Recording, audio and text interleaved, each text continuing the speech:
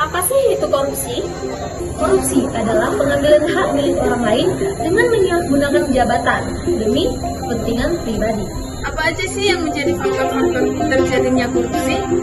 Nah, di sini saya akan menjelaskan faktor-faktor penyebab terjadinya korupsi. Yang pertama adalah faktor keserakahan, di mana manusia merasa tidak pernah cukup atau serakah dalam memenuhi kehidupannya sendiri tanpa memperdulikan kehidupan orang lain. Yang kedua adalah kelemahan iman, di mana seseorang memiliki iman yang lemah akan memicu dia ingin berkorupsi terus lebih lanjut tanpa memikirkan kehidupan orang lain, di mana dia merugikan kehidupan bangsa dan negaranya. Faktor yang ketiga adalah faktor budaya, di mana korupsi sudah merupakan kebudayaan di negara yang sudah terjadi mulai dari petinggi-petinggi sehingga terus terjadi secara terus. Bentuk-bentuk tindakan korupsi.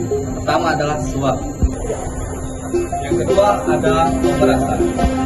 Yang ketiga ada nepotisme. Yang keempat ada penggelapan. Dan yang terakhir 5 ada penipuan. Apa sih dampak dari korupsi? Ada dua dampak dari korupsi, yaitu yang pertama ada secara tidak langsung dan secara langsung. Dampak dari korupsi secara langsung yaitu meningkatkan biaya pendidikan, di mana korupsi dapat menyebabkan biaya pendidikan lebih mahal dan adanya biaya administrasi yang tidak transparan. Dampak korupsi secara tidak langsung yaitu menurunkan rasa keadilan dan moral, di mana korupsi dapat merusak nilai-nilai moral pada mahasiswa. Di mana korupsi juga membuat mahasiswa lebih terbiasa bersifat tidak jujur dan tidak adil. Nah, teman-teman, bagaimana sih solusi bagi mahasiswa untuk mencegah korupsi?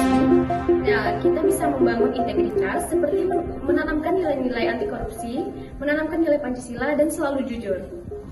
Adapun solusi lain dari anti korupsi yaitu untuk integritas individu. Yang pertama, pendidikan anti korupsi, di mana menanamkan nilai anti korupsi sejak dini melalui pendidikan.